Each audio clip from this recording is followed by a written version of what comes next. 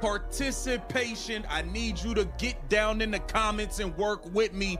Who should not make this Team USA team? I'm gonna give you my roster that I would keep. Let me know if you agree or not.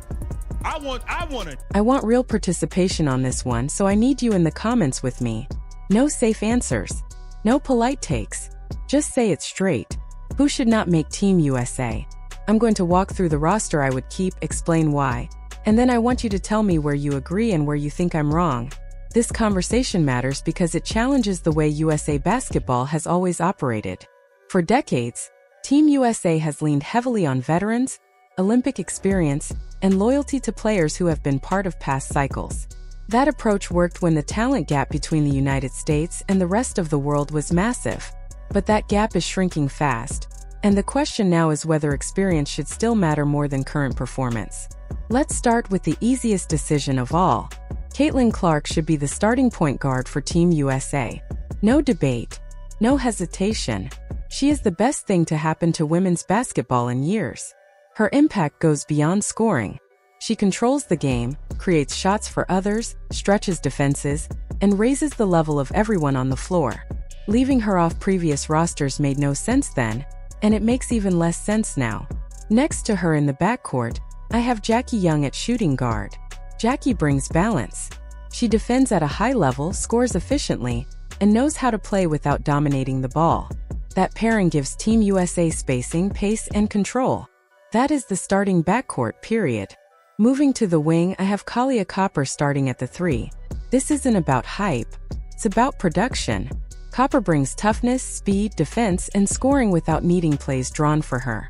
She fits perfectly next to ball-dominant guards because she knows how to cut, finish, and defend elite scorers on the other end.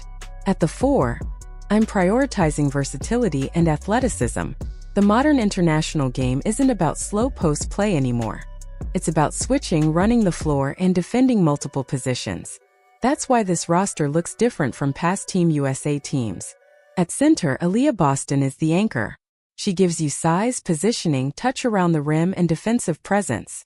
She doesn't need the offense to run through her to be effective, which matters when you're surrounded by elite guards and wings. Now let's talk about guards off the bench. Kelsey Plum absolutely makes this team. She's proven she can score in bunches, and she's already delivered on the Olympic stage. Paige Bueckers also makes the team. Even with injuries, her skill set, IQ, and two-way ability are too valuable to ignore. And here's where some people may get uncomfortable. Once you have Caitlin Clark, Jackie Young, Paige Bueckers, and Kelsey Plum, you do not need any more guards. That's 4 elite players who can handle the ball, shoot, pass, and score. Adding more guards after that becomes redundant. At that point, roster spots should go to wings and bigs. This is where USA basketball usually goes the other direction. Traditionally, they load the roster with familiar names and Olympic experience. But that mindset is exactly why Caitlin Clark was left off the Paris roster. Despite having one of the best rookie seasons in WNBA history, fans noticed. The backlash was massive, and rightfully so. Clark averaged nearly 20 points and over 8 assists per game as a rookie. She led Indiana to the playoffs for the first time in years.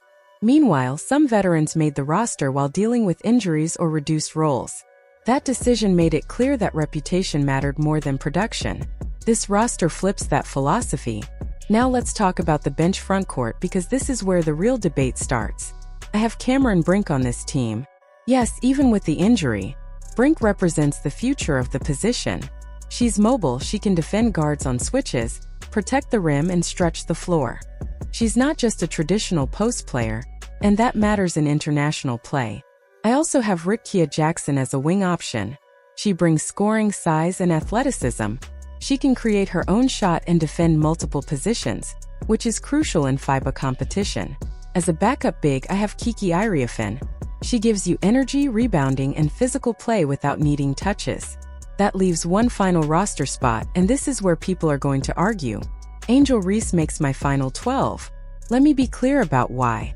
Reese is not on this team to be a primary scorer. She's on this team to rebound, defend, bring physicality, and do the dirty work. Surrounded by elite scorers, she doesn't need to do more than that. In fact, asking her to do more is where efficiency drops. She averaged double-digit rebounds as a rookie and set records doing it. That skill translates to international basketball. Every championship team needs players who accept roles, and that role fits her perfectly. Now let's talk about who did not make this roster, because this is where the generational shift becomes real. Chelsea Gray did not make my team. That's not disrespect. Chelsea Gray has had an incredible career. She's a Finals MVP, an Olympic gold medalist, and one of the smartest guards to ever play the game. But in 2024, she was no longer a top guard in the league. Injuries slowed her down, and her production reflected that. This roster is about now and the future, not what someone did 5 or 10 years ago. Clark, Young, Buchers, and Plum are all playing at a higher level right now. You don't keep someone on a roster just because of their resume. The same logic applies to Brittney Griner. Griner is one of the most dominant defensive players in the history of women's basketball. She's 6 feet 9 inches, a 2-time Olympic gold medalist, and a rim protector few players can match. But age and mobility matter. International basketball is faster than it used to be, and versatility is more important than ever. Brink gives you more flexibility. She's younger, quicker, and better suited to switching and spacing. That doesn't mean Griner isn't still productive. It means the direction of the program is changing. Veronica Burton also didn't make this roster. Not because she isn't talented, but because the guard rotation is already full. At some point, depth becomes unnecessary overlap. So let's read the final 12 again. Caitlin Clark, Jackie Young, Kalia Copper, Aaliyah Boston, Paige Buchers, Kelsey Plum, Sonia Citron, Cameron Brink, Angel Reese, Rikia Jackson, Kiki Iriafin. Final frontcourt slot filled by versatility and size. This roster would be significantly younger than past Team USA teams. The average age would land in the mid-20s, compared to around 30 for the Paris Olympic team. That signals a reset. It says the Tokyo and Paris era is over, and the focus is now on Los Angeles 2028 and beyond. The positional balance also tells a story. For elite guards may seem like a lot, but international basketball is perimeter-driven. Games are won with shooting, ball movement, and guard play. The front court emphasizes speed, defense, and flexibility instead of traditional post scoring. This team would play fast. They would space the floor. They would rely on athleticism instead of grinding games down in the paint. And that brings us to the bigger question. This isn't just about 12 roster spots. It's about the identity of USA basketball. Do you reward past success and loyalty, or do you prioritize who is playing best right now? USA basketball has always leaned toward veterans. That's why Sue Bird played into her 40s. That's why Diana Taurasi stayed on rosters even when her minutes dropped. That trust has value, but it also comes with a cost. The world is catching up. Gold medals aren't guaranteed anymore. Games are closer. The margin for error is smaller. And maybe that means it's time to stop looking backward and start building forward.